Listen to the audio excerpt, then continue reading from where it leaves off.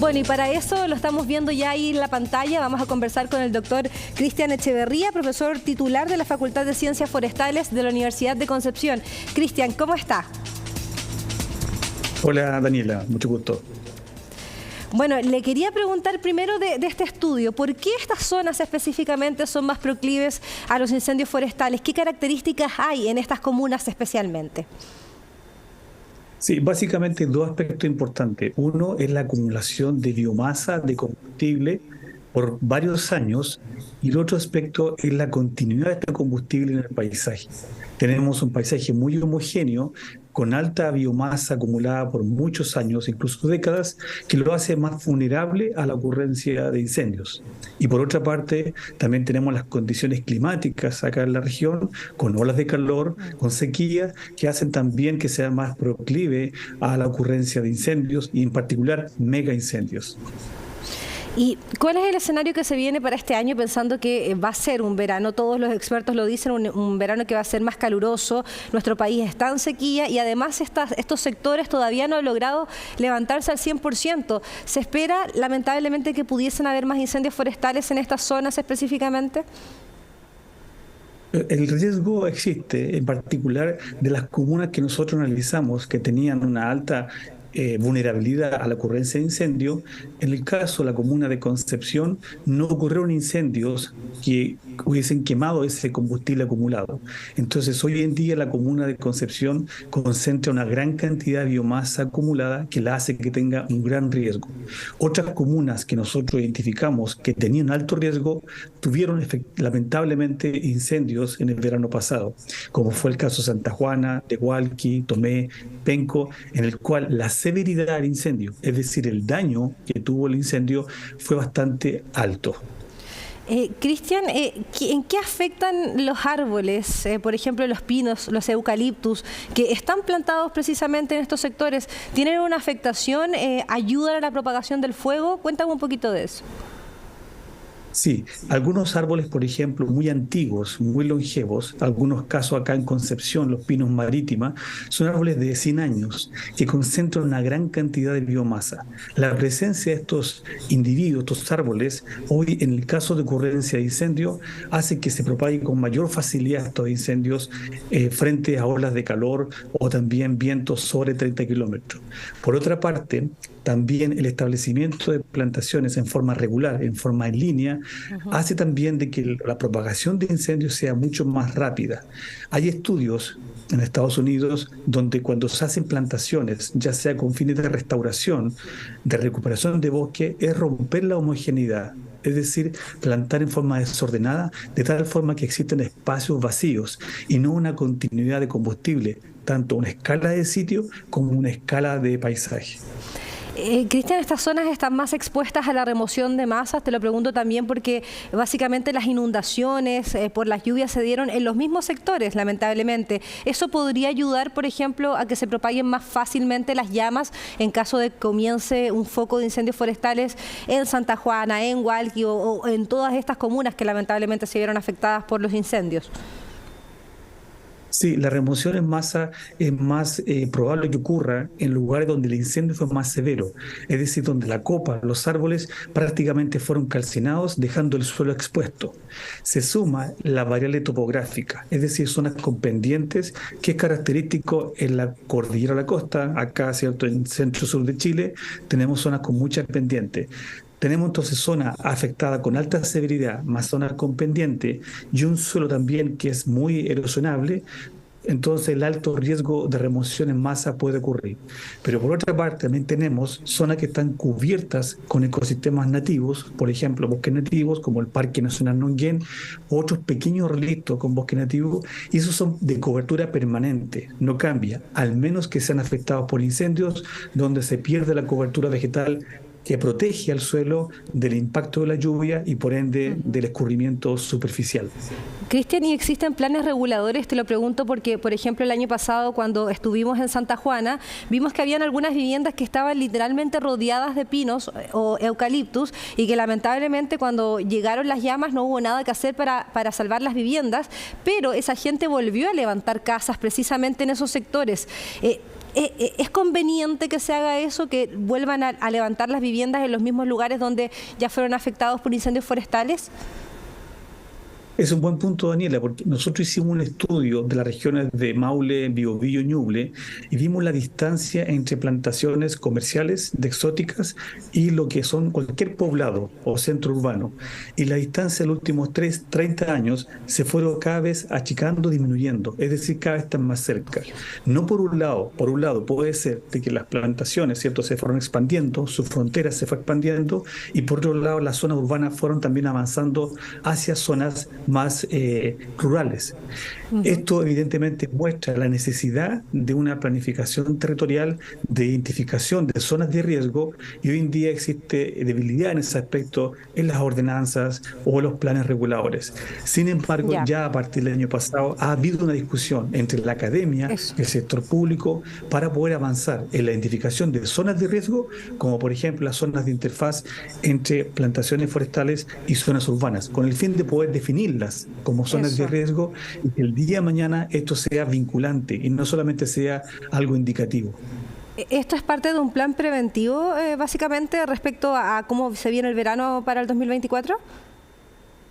Sí, efectivamente nosotros acá estamos trabajando en poder entregar información de la identificación de cuáles son las zonas de mayor riesgo de desastres, como también de identificar cuál sería la infraestructura ecológica que es relevante para la Gran Concepción y sus 12 comunas. Estos estudios, la idea es que a futuro sea vinculante, que pueda, ¿cierto?, ser relacionado con instrumentos de planificación, ya sea intercomunales como también comunales. Pero falta todavía para ese paso, pero lo importante es que estamos avanzando en generar información, en generar antecedentes que permitan dar el salto para poder mejorar realmente la planificación territorial y reducir la vulnerabilidad a incendios. Sí, solo para dar un dato, en la región del Biobío se quemaron más de 150.000 hectáreas. A eso le sumamos el Ñuble, en la región del Maule, la región de la Araucanía, que lamentablemente igual tuvieron muchísima afectación. En ese sentido, ¿qué es lo que se espera para este año? ¿Podríamos ver un verano sin incendios forestales o eso es prácticamente imposible? No, es bastante difícil, bastante poco probable de que no haya incendio, debido a que también nosotros hemos visto que hay muchas áreas en el centro-sur de Chile, es decir, entre O'Higgins, la Araucanía, donde hay mucho combustible aún acumulado, específicamente zonas de plantaciones con bastante combustible, que son continuos por más de 100 kilómetros de distancia. En la costa, puntualmente, aún existen muchas áreas homogéneas que requieren, cierto, romperse su homogeneidad para reducir el riesgo. Hay comunas como, por ejemplo, todavía como Concepción y otras comunas como Contulmo, también Cañete, donde hay bastante todavía biomasa acumulada y es necesario desarrollar acciones, ya sea por parte de la comunidad, por parte de empresas o servicios públicos. No solamente, cierto, recaer la responsabilidad en el Estado. También las personas tienen un rol muy importante de poder reducir los riesgos y evitar la propagación de incendios. ¿Qué rol tienen las personas? Sabemos que mucho rol importante del Estado, obviamente, y se ha estado trabajando, incluso en medidas mitigadoras para los incendios forestales, fue anunciado hace poco por el gobierno, pero ¿qué es lo que podemos hacer nosotros? O básicamente las personas que viven en Santa Juana, en Hualqui, en algunas regiones, en algunas comunas, por ejemplo, del Ñuble y del Maule, que fueron regiones también que se vieron muy afectadas. ¿Qué pueden hacer esas personas para prevenir que el fuego llegue hasta sus viviendas? Sí, una cosa es la prevención, ¿cierto? Otra cosa es la propagación de los incendios. En términos de lo que es la prevención de la ocurrencia de incendios, es muy importante que esos días críticos de mucho calor, también de mucho viento y sequía, evitar el contacto con ambientes naturales o rurales, especialmente las zonas de interfaz entre rural y lo que es urbano. Reducir la presencia de personas en aquellos aspectos. Con respecto a lo que es la propagación de incendios, es importante que existan estas fajas fajas libres de vegetación, reducir el combustible, especialmente si uno es propietario de un terreno forestal o un terreno con ecosistemas nativos. La idea es que existen áreas libre de vegetación, especialmente caminos, por ejemplo, cuya vegetación adyacente esté libre, no exista. Es decir, tomar medidas que rompan la homogeneidad y, por otro lado, también crear lugares con la posibilidad de poder dar acceso a combatientes o brigadas de incendio. Es muy importante acá, Daniela, el tema educacional desde cierto la infancia, en lo que es las Claro. medidas de prevención de incendios, de no cierto que usar cigarrillos o hacer actividades al aire libre, especialmente en los días críticos o cercanos también a coberturas forestales con alta probabilidad de ocurrencia de incendios. Cristian, lamentablemente para los incendios forestales de este año murieron muchas personas. En ese sentido, sabemos que lo que más importan son las vidas humanas. ¿Qué es lo que se puede hacer? O más bien, según tu opinión, ¿estamos preparados para enfrentar un verano que va a ser particularmente caluroso y en zonas donde ya hubo remoción de tierra, que probablemente se puedan volver a repetir incendios? ¿Estamos preparados para evitar muertes, básicamente? Mira, yo creo que un tema muy importante es que cuando uno busca mejorar la planificación territorial, lo está buscando con el fin de poder avanzar hacia la sustentabilidad de los territorios. ¿Qué significa esto? Una medida muy importante es el bienestar de las personas. Los paisajes han sido cambiados no por el azar, han sido cambiados siguiendo impulsores de cambio, el cambio del suelo, la degradación del territorio, la extracción de bosques nativos, etcétera. Entonces, si nosotros queremos avanzar realmente a tener paisajes resistentes y que sean resilientes a eventos climáticos como estos asociados a incendios, es necesario planificar adecuadamente el paisaje. Hoy nos falta mucho para esa tarea. Ya. Estamos muy lejos de construir paisajes sustentables. O sea, lamentablemente, según lo que tú planteas, podríamos ver situaciones similares a las que vimos en el verano de este año. Sí, no es difícil imaginar eso. Incluso, ¿por qué no igual al 2017? Es necesario saber que hay recurrencia de incendios, hay un retorno a estos incendios. Tenemos, ¿cierto?, la conjugación de las variables climáticas, más el combustible, más también, ¿cierto?, el descuido y la irresponsabilidad de las personas, hace entonces que este triángulo sea sumamente complejo y los paisajes, obviamente, con personas en ella, lo hace aún más difícil todavía.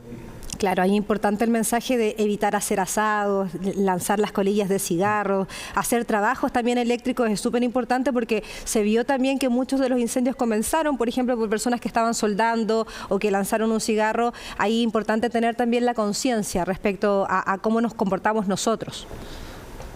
Exactamente, o sea, sabemos que días críticos de calor y viento, ¿cierto? Baja humedad también relativa, todas las personas deberíamos saber no ir a lugares rurales, no ir a lugares con bosque, reducir al máximo la actividad y quedarnos, ¿cierto?, en las casas o lugares seguros. Claro, nos quedamos con ese mensaje, doctor Cristian Echeverría, profesor titular de la Facultad de Ciencias Forestales de la Universidad de Concepción. Muchas gracias por esta entrevista tan interesante respecto a cómo se nos viene el verano y cómo prevenir precisamente los incendios forestales que son tan lamentables en nuestro país. Gracias, Cristian. Muchas gracias, Daniela.